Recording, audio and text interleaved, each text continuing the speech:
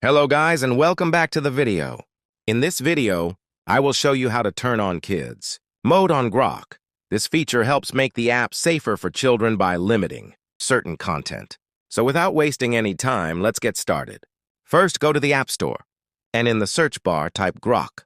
Make sure the Grok app is updated to the latest version because sometimes new features like kids mode only appear after updating the app. Once you have updated the app, simply open the Grok app on your phone. After that, tap on the two white lines in the top left corner of the screen to open the menu. Now tap on Settings. When you scroll a little, you will see the option called Kids Mode. Simply turn Kids Mode on, and it will activate the child-friendly settings inside the app. You also have the option to lock Kids Mode with a password, which is very useful if you don't want kids to turn it off themselves. Just enable the lock option and set a password, and that's it.